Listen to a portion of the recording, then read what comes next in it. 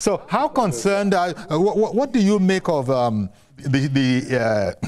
situation between between Iran and Israel, and how it might affect, especially us in Africa?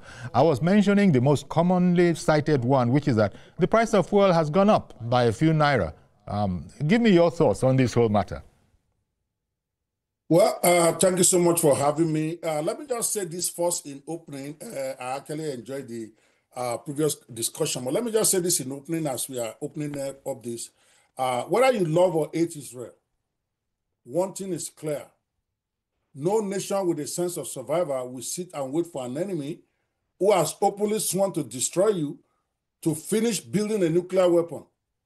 Israel did just wake up and attack Iran randomly. This was a preemptive strike, born of decades of credible threats, failed diplomacy, and I would say rising aggression.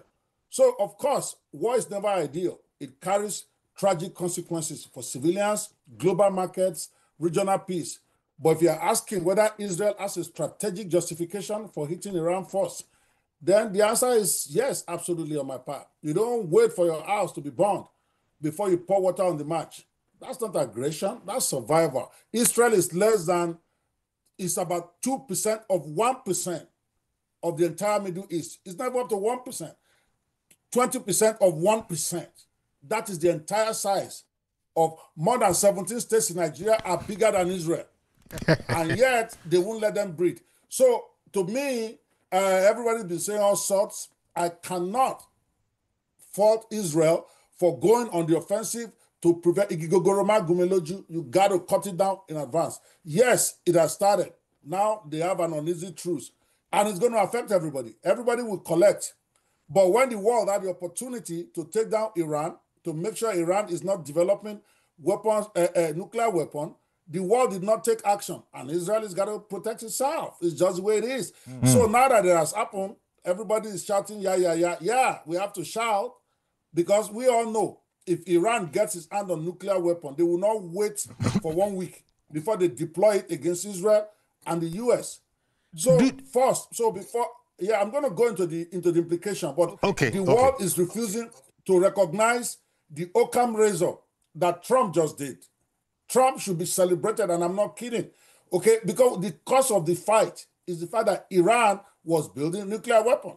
Israel has sworn they will never allow that, and they did it. So if that's what they are fighting about, Israel and US finally went in and tried to destroy those 3 sites of the nuclear. It's called Occam razor. It's the simplest solution to the whole thing. Now, Israel has no justification to keep attacking Iran, and Iran will have to lick their wounds and take the ceasefire. And of course, they'll still come for US later. So I think he did a great job there. But as for implication, we are already dealing with it. But we are also making a lot of money on our oil. The price of oil has gone up significantly. So Nigeria, obviously, as well as African countries that have oil, they are enjoying a windfall. So there are so many benefits on it for us as a continent. For instance, we are going to have stronger oil revenues, and we are not going to get the downstream market leverage, because we lead Africa in downstream refining capacity, like 650,000 barrels per day or something, and with Dangote getting into the game. So global supply scarce will offer leverage for Nigeria's refineries to capture new markets in West Africa and beyond. All right. So diplomatic and soft power gain is also an option for us now, because now Nigeria can be having little mouth in trying to be one of those who are trying to make peace. Not to take side, that would be disastrous. We can't take sides in this matter. Nigerians should be in a situation where we are or African countries, because we are smaller. We don't have the leverage. If you go and get in between these guys, it is us. Okay, so we have an opportunity here. I'm talking about the positives first before I talk about the negatives. Yes. An opportunity to increase our diplomatic presence in trying to call for peace, in trying to get everybody to calm down and speaking out as a neutral person in this business. But what are the negative things? You already mentioned one of them: the global oil price volatility.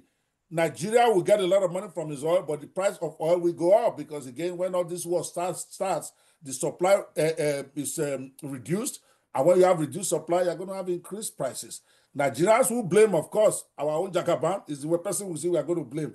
If price of oil is going up in the filling stations, but that is the reality we are going to be dealing with.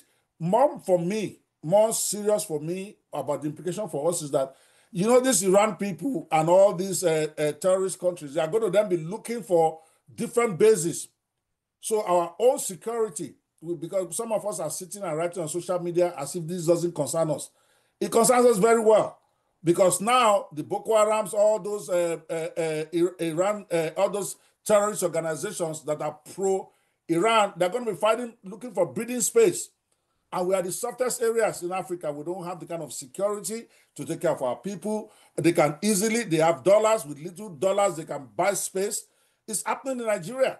So it is going to get worse for us, because as they continue to get bombed over there, they're looking for areas where they can regroup at least their terrorist arms and where they can go after their own enemy. So it's going to affect us. So I will end by saying this, that Nigeria at this time, this is a very, very critical time, we want to be non-aligned.